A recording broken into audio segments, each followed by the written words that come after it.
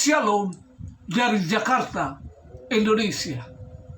Selamat berjumpa kembali dengan Berti Wawuruntu dalam khotbah singkat melalui YouTube dan media sosial lainnya.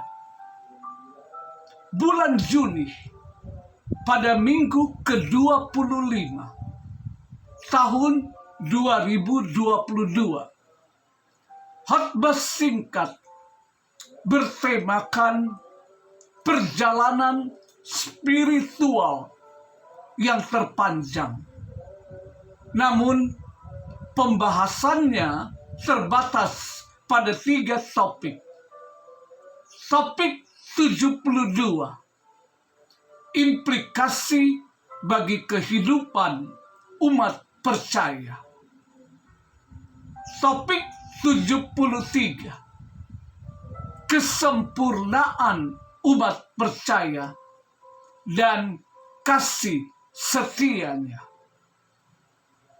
Topik ke-74, ketika kasih kepada Tuhan menjadi dingin. Kita masuk ke dalam topik 72, implikasi bagi kehidupan umat percaya. Kita buka Alkitab kita pada kitab Kisah Para Rasul. Kisah Para Rasul 1 ayat 11. Dan berkata kepada mereka, "Hai orang-orang Galilea, mengapakah kamu berdiri melihat ke langit? Yesus ini yang terangkat ke surga meninggalkan kamu akan datang kembali dengan cara yang sama seperti kamu melihat dia naik ke surga." Berdasarkan ayat tersebut, terdapat 2 peristiwa yang memiliki makna kerohanian tertentu, yaitu yang pertama, peristiwa Tuhan Yesus naik ke surga. Yang kedua, peristiwa kedatangan Yesus kembali. Diketahui pada peristiwa kenaikan Tuhan Yesus terjadi setelah 40 hari kebangkitannya dari kematian. Sedangkan peristiwa kedatangannya kembali, tidak ada seorang pun yang mengetahui. Sebagaimana yang dikatakan dalam Matius 24 ayat 36. Tetapi tentang hari dan saat itu tidak seorang pun yang tahu. Malaikat di surga tidak, dan anak pun tidak, hanya Bapa sendiri. Jika diperhatikan, terdapat perbedaan jarak waktu di antara kedua peristiwa tersebut di atas. Namun tidak diketahui berapa lama persisnya, karena tidak ada seorang pun yang tahu mengenai waktunya peristiwa kedua. Namun kita bisa memperkirakan waktu yang relatif panjang karena berbagai indikator yang diutarakan oleh Yesus dalam Matius pasal 24 harus digenapi terlebih dahulu. Hal ini berarti bahwa inilah perjalanan spiritual yang terpanjang dan yang terlama akan dijalani oleh umat percaya. Kecuali jika Tuhan Yesus memanggilnya terlebih dahulu. Inilah yang Tuhan taruh pada saya untuk menuliskan trilogi khotbah singkat di balik perjalanan spiritual yang terpanjang. Namun pada awal, izinkan saya menuliskan beberapa dari latar belakang dari peristiwa yang pertama, kenaikan Tuhan Yesus Kristus ke surga. Yang pertama, Yesus berjanji kepada para pengikutnya bahwa ia akan datang kembali seperti yang tertulis dalam Yohanes pasal 14 ayat 1 sampai 3. Janganlah gelisah hatimu. Percayalah kepada Allah, percayalah juga kepadaku. Di rumah Bapakku banyak tempat tinggal. Jika tidak demikian, tentu aku akan mengatakannya kepadamu. Sebab aku pergi ke situ untuk menyediakan tempat bagimu. Dan apabila aku telah pergi ke situ dan telah menyediakan tempat bagimu, aku akan datang kembali dan membawa kamu ke tempatku, supaya di tempat di mana aku berada, kamu pun berada. Terima kasih Tuhan. Dalam menjalani perjalanan spiritual yang terpanjang, dan itu dijalani di dalam dunia yang penuh dengan tantangan dan godaan, yang sewaktu-waktu bisa menjatuhkan iman percaya kita. Untuk itu, sebagai umat percaya, kita tidak usah mengikuti pola dunia yang mengatakan waktu itu berharga. Untuk itu mari kita bekerja dengan cepat agar kita dapat menghasilkan uang yang lebih banyak yang kita bisa pergunakan untuk kebahagiaan di masa tua nanti. Apa itu betul?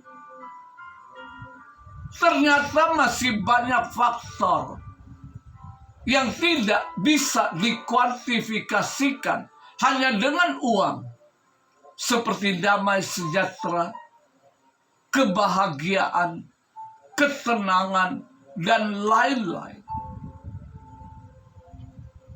Apakah Tuhan Yesus mengetahui kondisi Anda dan saya sebagai umat percaya? Kalau ditanyakan kepada saya, Tuhan Yesus tidak hanya tahu, tapi juga menyediakan langkah-langkah nyata yang perlu kita lakukan sebagai umat percaya. Dan Dia sendiri akan berjanji untuk menyertai kita selama-lamanya. Tuhan Yesus juga mengetahui bahwa dalam menjalankan kehidupan di dunia ini untuk jangka waktu yang panjang adalah sangat berat dan tidak mungkin bisa dilakukan umat percaya dengan kekuatannya sendiri. Untuk itulah Tuhan Yesus memberikan instruksi terakhirnya yang sudah diuraikan secara singkat. Mulai dari topik 63 sampai dengan topik 65. Ketiga videonya sudah tersedia pada akun YouTube saya. Instruksi tersebut, jangan tinggalkan Yerusalem. Tunggu dan tetap tinggal di situ sampai dengan janji Bapa digenapi. Waktunya tidak lama, hanya sekitar 10 hari. Namun diperlukan ketaatan umat percaya pada perintah atau instruksi terakhir tersebut. Seperti kita ketahui, 10 hari setelah kenaikan, yaitu hari Pentakosta, di mana janji Bapa digenapi dan para murid dan pengikutnya menerima kepenuhan Roh Kudus. Dengan demikian, para murid dan pengikutnya memiliki kekuatan spiritual yang besar untuk dipergunakan menjadi saksi Kristus dan melanjutkan tugas pekerjaan yang sudah dilakukan oleh Tuhan Yesus sebelumnya. Sekaligus para murid dan pengikutnya menjadi kuat dalam arti tetap bisa bertahan dalam perjalanan spiritual yang panjang. Yang kedua, latar belakang peristiwa pertama supaya mulai setelah hari ke-11, setelah hari ke-50, para murid dan pengikutnya yang sudah menerima pengalaman Pentakosta menjalankan perjalanan spiritual bersama Roh Kudus. Karena dengan kehadiran Roh Kudus dalam hidup kita, maka kemahahadiran, omnipresent, kemahamampuan, omnipotent, dan kemahatauan, omniscient, menjadi milik dari setiap murid dan pengikutnya dan dapat dipergunakan tanpa terikat oleh dimensi, waktu, dan tempat. Berkaitan dengan peristiwa kedua, yaitu kedatangan Tuhan Yesus kedua kali, sama seperti para malaikat di kubur, harus mengingatkan orang-orang ini, yaitu murid dan pengikutnya, tentang hal-hal yang Kristus sudah katakan kepada mereka ketika masih bersama-sama mereka.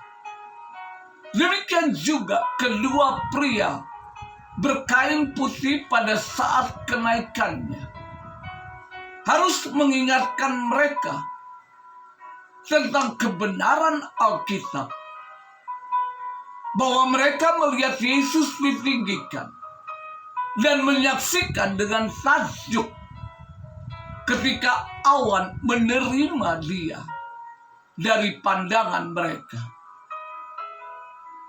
Mereka akan segera mengetahui, sama seperti Yesus naik dari Bukit Zaitun, dia akan kembali ke Bukit Suci yang sama pada kedatangannya kedua kali.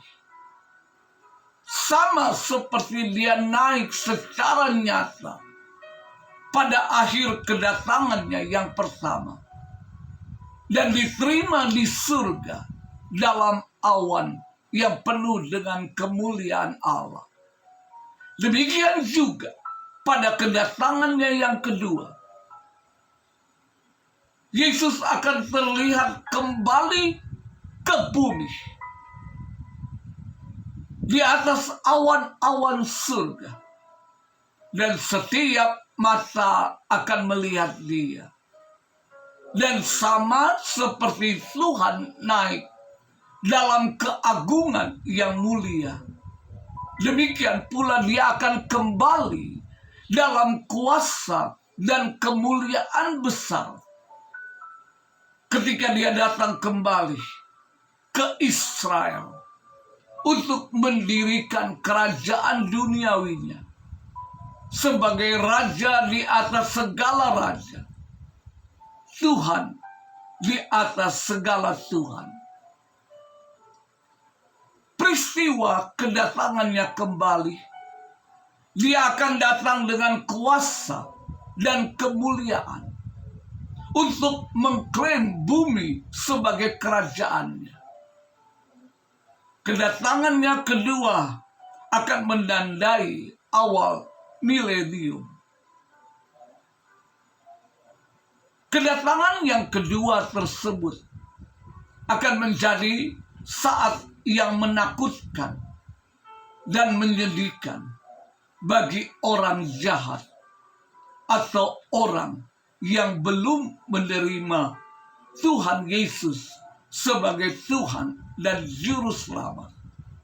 Tetapi bagi umat percaya merupakan hari damai, karena Tuhan berada di tengah-tengah mereka dan kemuliaannya ada di atas mereka, dan dia akan menjadi raja mereka.